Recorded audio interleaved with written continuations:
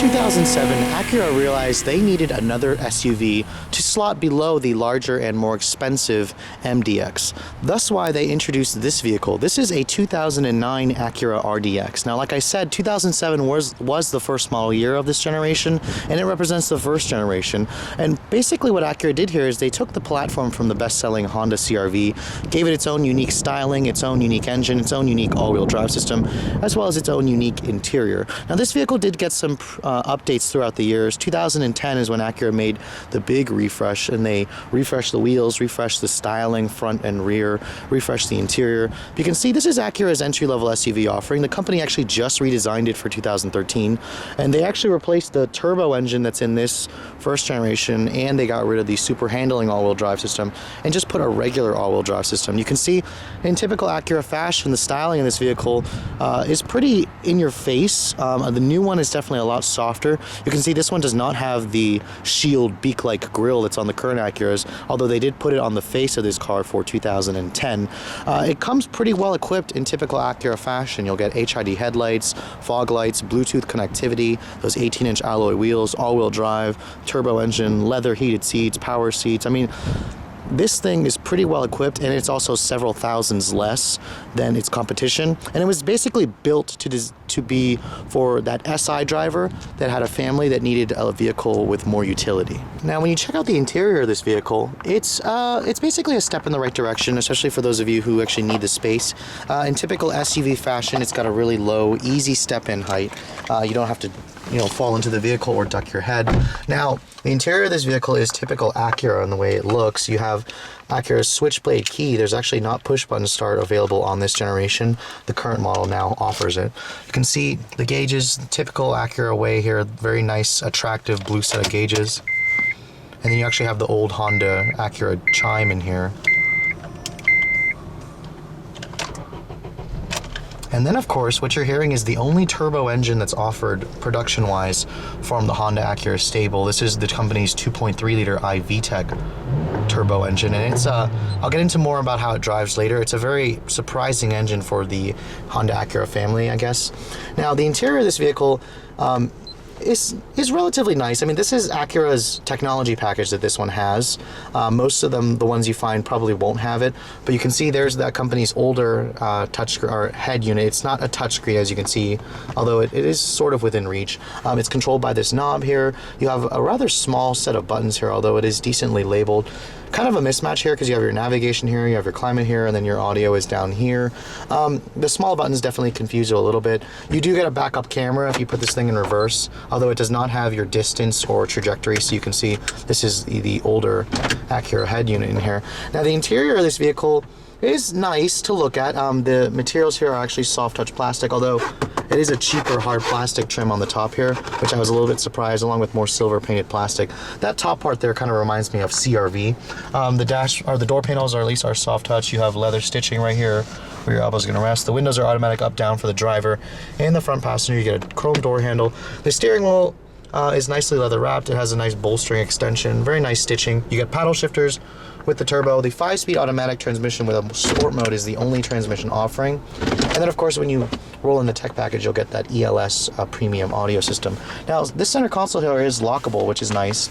It actually opens up this way, and it's a pretty big size. You can actually put this part down right here, and you can actually create like a secret storage compartment there, although Acura says this only holds 11 pounds, surprisingly. The glove compartment is damped. It's a decent size. Overall, though, the interior of this vehicle, it's not the most luxurious, but it is very sporty looking, and it gets the job done. Now, checking out the back seat of the RDX, you actually have a very nice flat floor in the middle right there, so you can seat 3 people across here. The bench itself is pretty high up. You get no vents back here, though, although you get dual map pockets. The door panel material, surprisingly, is hard touch plastic right there, but it is soft touch down here where your elbows might rest. The armrest right here folds down. There's a cup holder here. The seats fold down 60/40. Overall, the second row in this vehicle is not a bad place to spend time. Now, our power tailgate was not offered on this generation RDX. The new one has it if you get the tech package. You can see with the seats up, you're looking at about 28 cubic feet of space. Fold them down, you'll get about 61 cubic feet of space. This vehicle does come with a temporary spare tire with your jack. That's all under there. I mean, overall, this is a practical vehicle. It definitely shows in the cargo and rear seat space.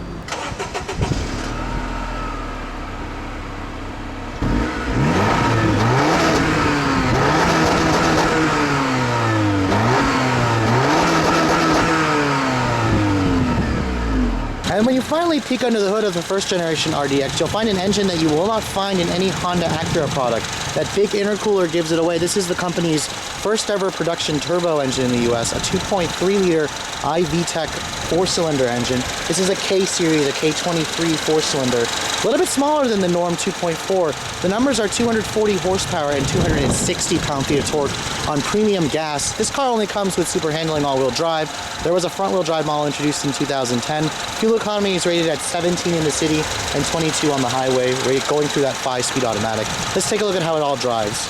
Now, I've had the opportunity to drive the current generation RDX several times, but I haven't driven this first generation as much. And I gotta say, there's a reason why Acura went in the direction it did for the current model, and let's go over all those reasons throughout the video.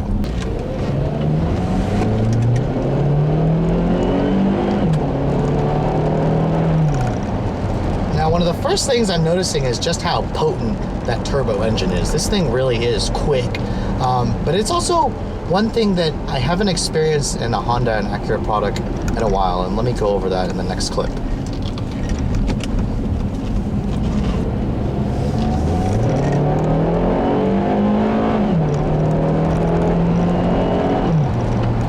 And with 240 horsepower on top, this thing really is fast. Expect a 0 to 60 time of about 6.5 seconds. The current model is roughly the same speed as this, maybe a little bit quicker, but the big difference happens to be the power delivery.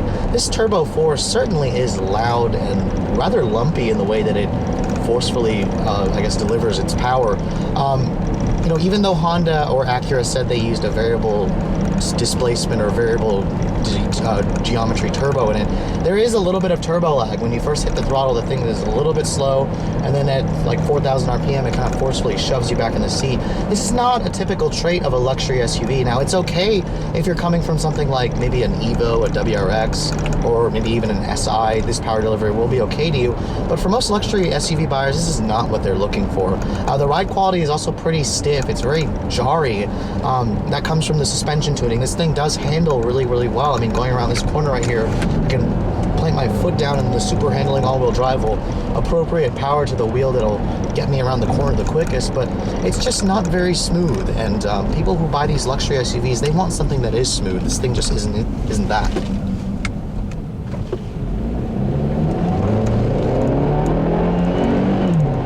Now, the 5-speed automatic transmission is your only choice option for this vehicle, and it's a pretty good partner. It has very nice, crisp, and slightly harsh shifts. There is a sport mode here, and then there's also paddle shifters. Don't expect to find a manual transmission available in this car, which, if Acura was targeting SI buyers who needed more space, they should have probably offered one with a manual transmission. Now, again, you know, what did Acura get right with this RDX? They got right a couple things. These seats are very comfortable. You sit up high like a traditional SUV. The dash is pretty low. The hood is pretty low. The visibility in here is good. The mirrors are pretty decent size. Now, the technology in this car obviously has gotten dated. That screen is pretty ugly to look at. The backup camera doesn't have any trajectory. It's also a pretty grainy screen. Don't expect to find any blind spot tech available in this car. Not even a blind spot mirror. And then there's no push button starter or power tailgate. I mean, all that stuff is now available on the current model, although not the driver assistance stuff. Maybe Acura will offer it later on. Now, the steering in this vehicle is a hydraulic power steering. You can see it offers really good precision. I mean, this thing doesn't offer much body roll. It feels like literally kind of like the Evo or the WRX of crossovers, and it's not necessarily what the sales, or at least the people who wanted this car want, basically, which is why the sales of this vehicle were so low, and it's why Acura went with the more traditional quietness of the current generation. It mimics a Lexus RX, and that's particularly why that vehicle sells so well.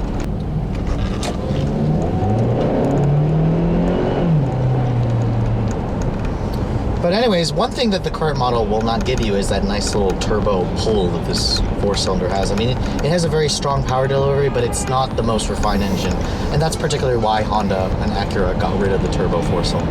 But anyways, with all that said, hope you guys have enjoyed my overview of this 2009 Acura RDX. Now, if you guys are in the market for, an SUV and are coming from an Evo, an STI, or WRX, or an SI, something in the sport compact class, this certainly represents something that you may like.